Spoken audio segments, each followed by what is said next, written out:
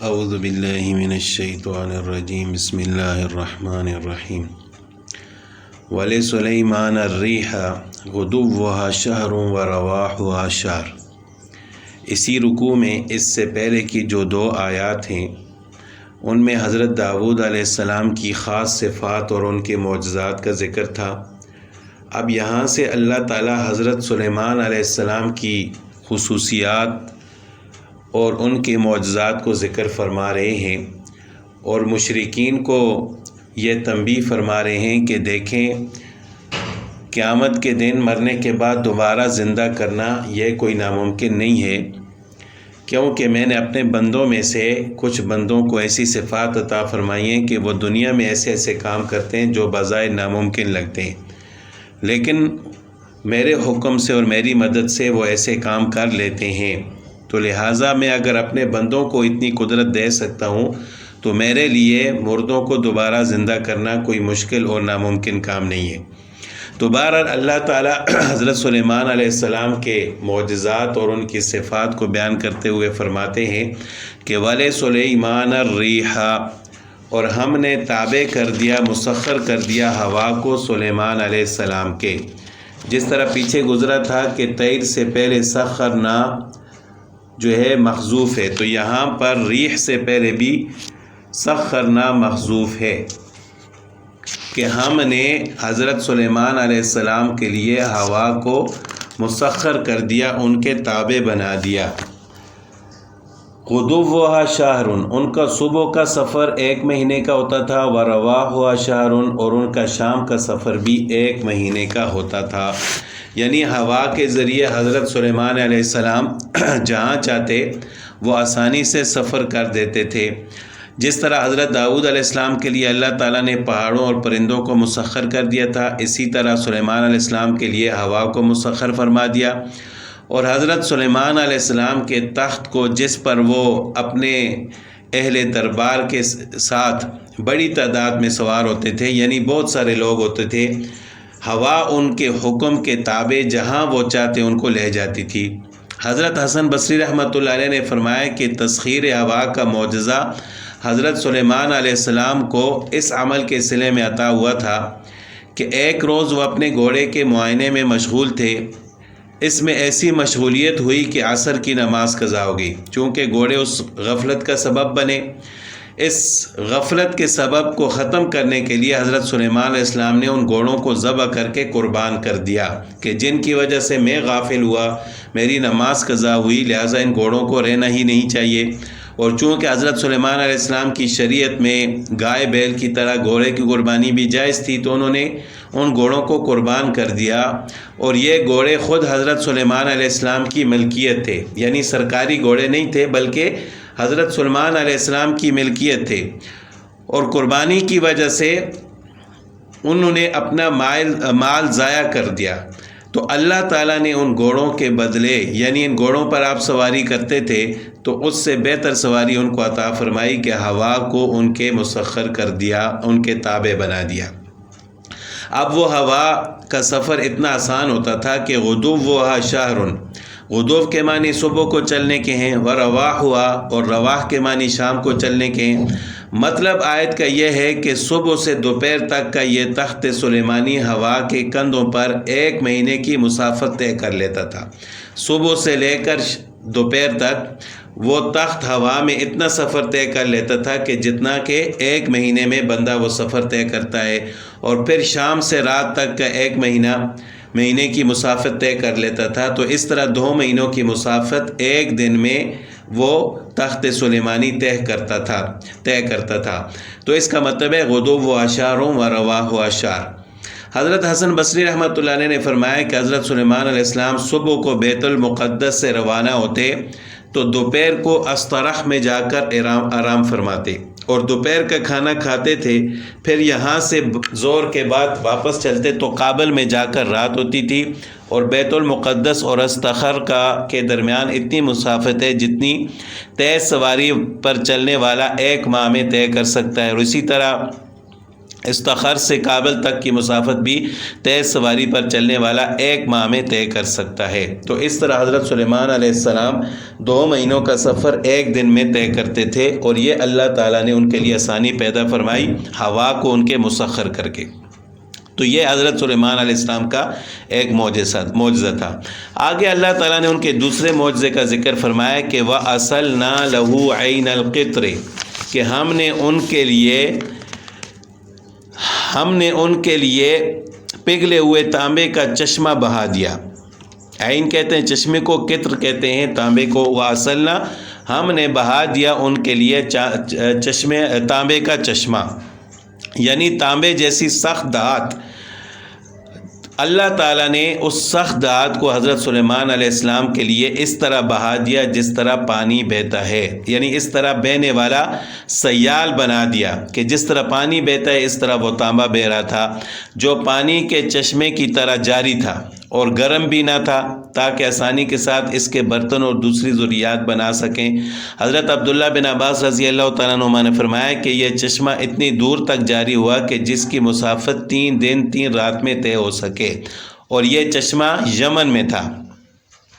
اور اسی طرح حضرت مجاہد رحمۃ اللہ علیہ کی روایت میں ہے کہ یہ چشمہ صنعاء یمن سے شروع ہوا اور 3 دن 3 رات تک کی مسافت تک پانی کے چشمے کی طرح جاری رہا۔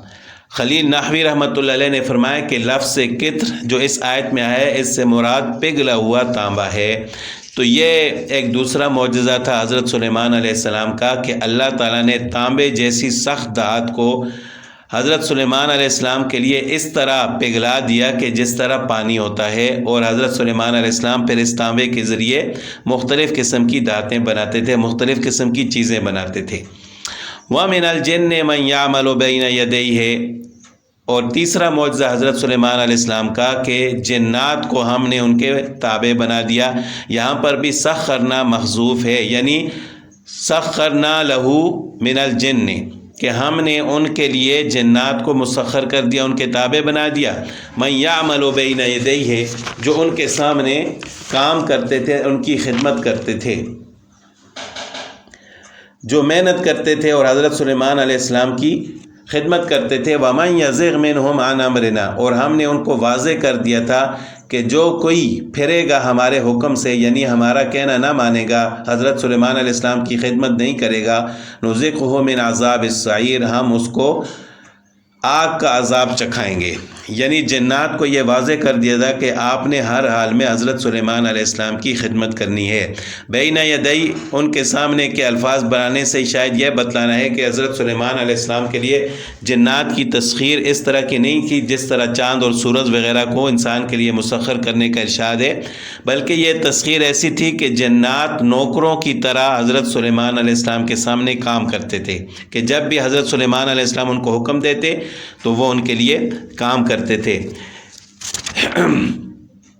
وَمَن يَزِغْ مِنْهُمْ عَنْ أَمْرِنَا نُذِقْهُ مِنْ عَذَابِ السَّعِيرِ، ہم نے جنات کو سلیمان علیہ السلام کی خدمت اور اطاعت کا جو حکم دیا تھا، تو اگر ہم نے یہ کہہ دیا کہ ان میں سے اگر کوئی فرد اس اطاعت سے انحراف کرے گا، ہماری بات نہیں مانے گا، تو اس کو عذاب دیا جائے گا۔ یہ عذاب جہنم کا عذاب بھی ہو سکتا ہے، یعنی آخرت میں ان کو عذاب ہوگا، اور بعض حضرات نے یہ فرمایا کہ دنیا میں بھی اللہ تعالیٰ نے ان پر ایک فرشتہ مقرر کر دیا تھا کہ جو جن سلیمان علیہ السلام کی اطاعت میں کوتاہی کرے گا اس کو آتش کوڑے، یعنی آگ کے کوڑے مار کر کام کرنے پر مجبور کر دیا جاتا تھا۔ وہ فرشتے اس کو آگ کے کوڑے مارتے تھے۔ اب سوال یہ پیدا ہوتا ہے کہ جن بھی آگ سے بنا ہوتا ہے اور آگ کا کوڑا ان پر کیسے اثر کرتا ہوگا؟ تو یہ کوئی ایسی بات نہیں ہے کہ جو انسان کی عقل میں نہ آئے۔ جس طرح انسان مٹی سے بنا ہے، لیکن اگر مٹی اور پتھر کے ڈیلے سے اگر اس کو مارا جائے تو ظاہر تکلیف تو ہوتی ہے، تو اس طرح اگرچہ وہ آگ کا بنا تھا تو آگ کے کوڑے سے بھی اس کو تکلیف ہوتی تھی۔ یعملون لہ ما یشاء من محاریب وتماثیل وجفان کالجواب۔ اب یہ جنات حضرت سلیمان علیہ السلام کے سامنے کیا کام کرتے تھے؟ تو اللہ تعالیٰ فرماتے ہیں یعملون لہ، یہ جنات بناتے تھے حضرت سلیمان علیہ السلام کے لیے ما یشاء، جو وہ چاہتے تھے، من محاریب، جیسے قلعے، بڑی بڑی عمارتیں، و تماثیل، اور تصویریں، و جفان، اور بڑے بڑے برتن، کل جواب جیسا کہ تالاب، یعنی پانی کے لیے ایسے بڑے برتن بناتے تھے کہ جیسے تالاب ہوتا ہے، وقدور الراسیات، اور دیگیں چولہوں پر جمی ہوئی، اعملوا آل داود شکرا، اے داود کے گھر والو ایسا عمل کرو کہ اس عمل سے شکر ادا ہو۔ داود کے گھر والوں سے مراد یہی حضرت سلیمان علیہ السلام ہے اور ان کی اولاد ہے، کیونکہ حضرت سلیمان علیہ السلام داود علیہ السلام کے بیٹے تھے۔ وَقَلِيلٌ مِّنْ عِبَادِيَ الشَّكُورُ، اور میرے بندوں میں سے بہت تھوڑے ہیں جو شکر ادا کرتے ہیں۔ اب یہ جو چیزیں ہیں، محاریب محراب کی جمع ہے، یعنی جو مکان کے اشرف اور اعلیٰ ایسے کے لیے بولا جاتا ہے۔ بادشاہ اور بڑے لوگ جو اپنے لیے حکومت کا کمرہ بناتے تھے اس کو بھی محراب کہا جاتا تھا۔ اور اسی طرح لفظ محراب ہر بمانے جنگ سے مشتق ہے۔ کوئی آدمی جو اپنا حکومت قدہ خاص بناتا ہے اس کو دوسروں کی رسائی سے محفوظ رکھتا ہے، اس میں کوئی دست اندازی نہیں کر سکتا، تو اس کے خلاف تو یہ اس لیے بھی استعمال ہوتا تھا۔ اسی مناسبت سے مکان کے مخصوص حصے کو بھی محراب کہا جاتا ہے، اور آج کل مسجدوں میں جہاں امام کھڑا ہوتا ہے اس جگہ کو بھی محراب کہا جاتا ہے۔ یہ محراب رسول اللہ صلی اللہ علیہ وسلم اور خلفائے راشدین کے دور میں تو نہیں تھا، بعد کے لوگوں نے بنایا ہے۔ تو صرف سہولت کے لیے اگر مسجد میں محراب بنایا جائے تو یہ جائز ہے، لیکن اس کو سنت نہیں سمجھنا چاہیے، کیونکہ آپ صلی اللہ علیہ وسلم کے زمانے میں اور صحابہ کرام کے زمانے میں نہیں ہوتا تھا۔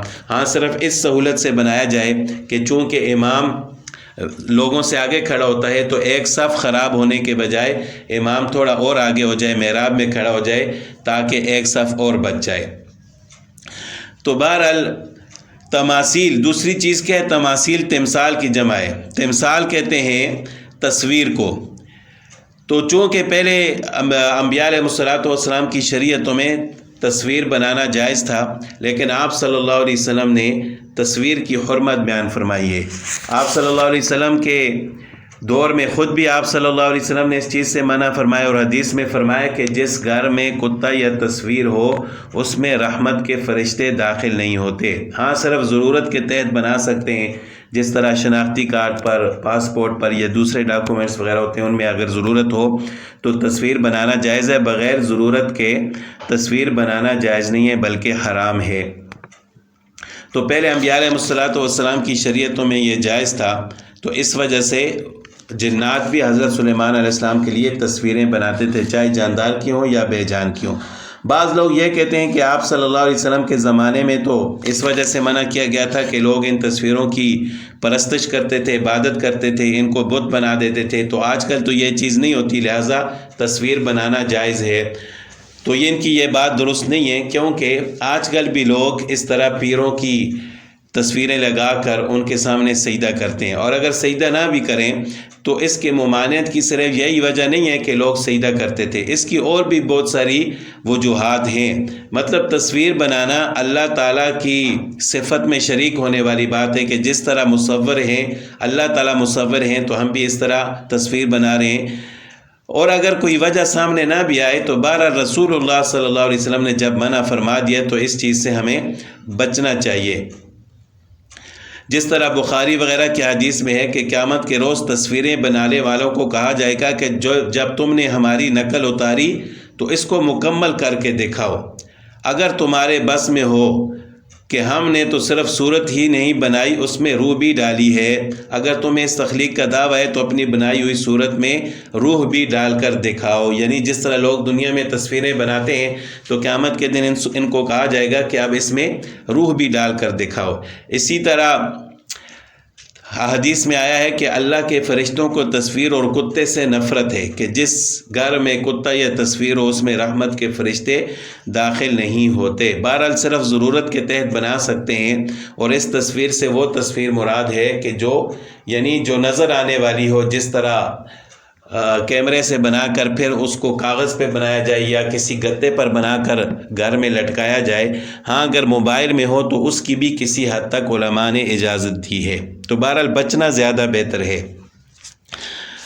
وَتَمَاثِيلَ وَجِفَانٍ كَالْجَوَابِ، جفان جفنا کی جمع ہے، جو پانی کے بڑے برتن ٹب وغیرہ کو کہا جاتا ہے۔ کل جواب یہ جابیہ کی جمع ہے، چھوٹے حوض کو جابیہ کہتے ہیں۔ مراد یہ ہے کہ وہ جنات حضرت سلیمان علیہ السلام کے لیے پانی بھرنے کے بڑے برتن ایسے بناتے تھے جس میں چھوٹے حوض کے برابر پانی آتا تھا۔ وقدور الراسیات، قدور کدر بکسر القاف کی جمع ہے، یعنی ہنڈیا کو کہا جاتا ہے۔ راسیات اپنی جگہ ٹھہری ہوئی، مراد یہ ہے کہ اتنی وزنی اور بڑی دیگیں بناتے تھے جو ہلانے سے نہ ہلتی تھیں اور ان کو کوئی ہلا نہیں سکتا تھا، اور اتنی بڑی ہوتی تھیں کہ چولہوں پر لگی ہوئی بناتے ہوئے جو یعنی ایسی بڑی ہوتی تھیں کہ ان کو ایک آدمی آسانی سے اٹھا نہیں سکتا تھا۔